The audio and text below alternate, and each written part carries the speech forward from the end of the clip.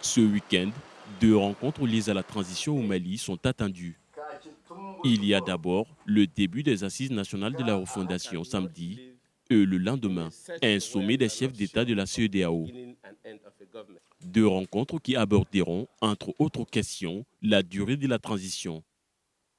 Un sujet diversement apprécié au Mali. L'un des principes de la refondation est que les gouvernants doivent écouter les gouvernés.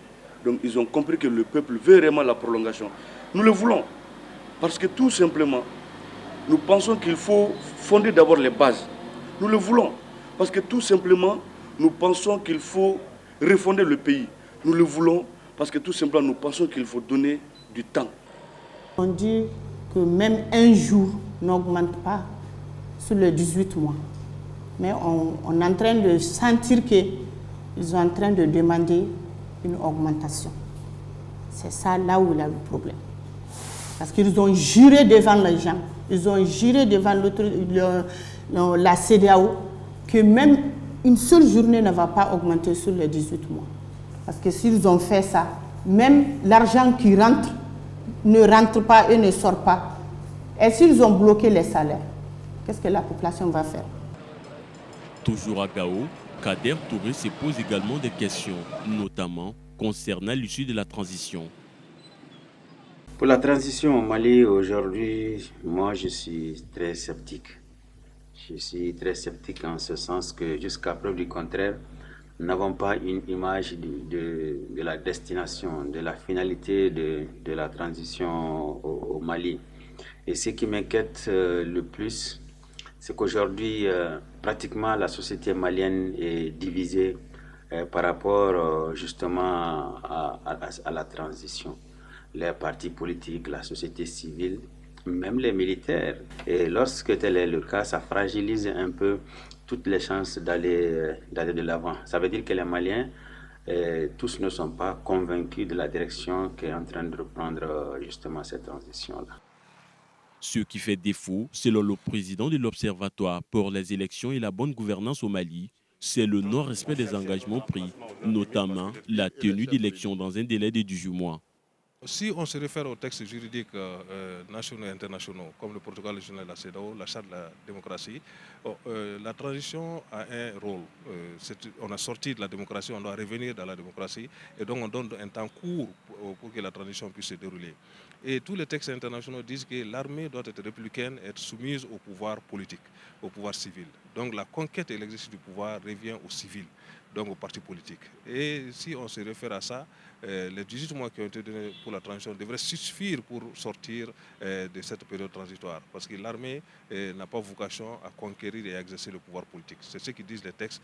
Et ces textes sont cités dans le préambule de la charte de la transition. Tous les partis qui disent aujourd'hui qu'il faut respecter les délais de la transition, c'est à juste titre. Parce que les autorités de la transition ont pris des engagements au niveau international pour dire que le délai sera respecté. Et la parole donnée doit être sacrée dans notre pays. Et aujourd'hui, il est possible techniquement de pouvoir faire les élections de sortie de crise et pour qu'on aille vers un gouvernement démocratique légitime. Les regards sont donc tournés vers les assises nationales de la refondation qui débutent ce 11 décembre et à l'issue desquelles un nouveau calendrier électoral sera en principe mis en place. Les assises peuvent apporter gros lorsqu'ils ne sont pas biaisés, lorsque les Maliens vont être écoutés. Il ne s'agit pas d'amener des documents, les préparer, les faire avaler aux gens. Il s'agit véritablement de venir écouter les gens et de prendre les propositions réelles qui prennent l'aspiration de l'ensemble des Maliens. Une participation la plus inclusive, c'est le souhait de cette habitante de Tombouctou pour qui la question sécuritaire doit être prioritaire. Je recommande au président de la transition, au chef du gouvernement, d'être un peu ouvert, d'impliquer tous les Maliens, je dis, partis politiques, société civile, organisation des femmes, tous les Maliens dans tout ce qu'ils font par rapport à la gestion du pays. Mettre tout le monde dans le même bain. Communiquer un peu ce qui se passe. Nous on n'entend pas. On entend très moins le président de la transition dire son point de vue, qu'il soit un peu ouvert. qu'il communique un peu. Parce que les Maliens aujourd'hui sont assis aujourd'hui, ont confiance en lui. Ils veulent savoir qu'est-ce qu'il veut faire de notre gouvernement. Ma recommandation, c'est que je demande aux partis politiques vraiment d'avoir pitié à notre pays. Le Mali aujourd'hui, nous souffrons.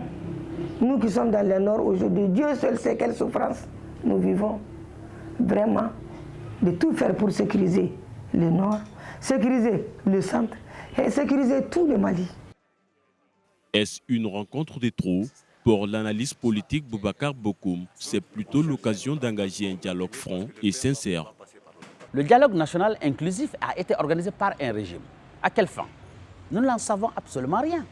Mais une transition est une opportunité pour faire parler le peuple. Aujourd'hui, on est face à une situation où nous pensons, nous osons espérer que ceux qui sont là ne sont pas des politiques, qu'ils ne sont pas là pour gouverner sur le long terme.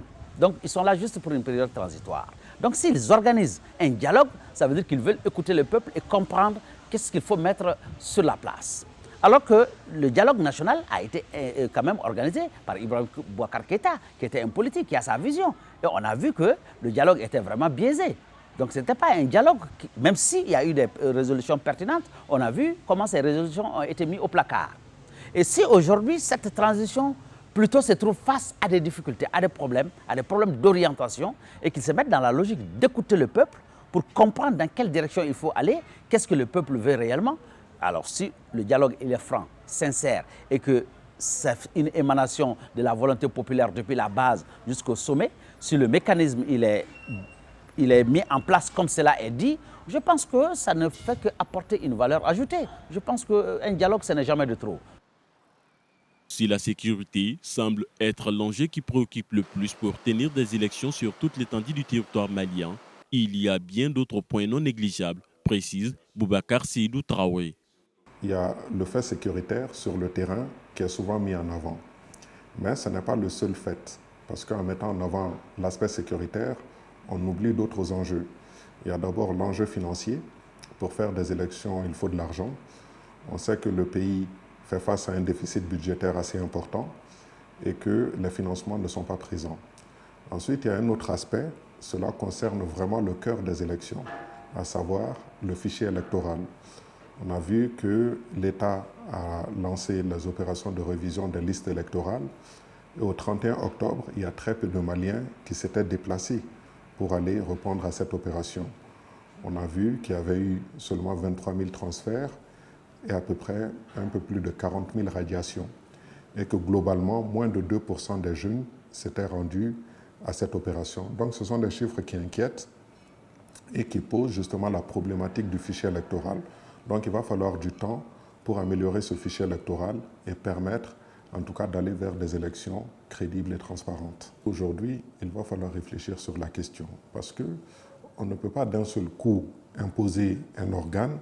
Il y a des structures qui sont prévues pour organiser les élections au Mali. Je pense à la CENI, je pense à la DGE, je pense au ministère de l'administration territoriale. Donc à partir de ce moment-là, ces structures-là ont déjà des prérogatives. Comment trouver, encore une fois, l'équilibre pour contrebalancer ces prérogatives-là au sein d'un organe unique? Mais tout ceci ne peut être possible qu'à travers un débat franc entre Maliens, entre les différents acteurs, pour savoir quelle est la meilleure solution. Les assises prendront fin le 30 décembre prochain et ont pour but, selon les autorités de la transition, de faire l'état de la nation et poser les bases de la refondation du Mali.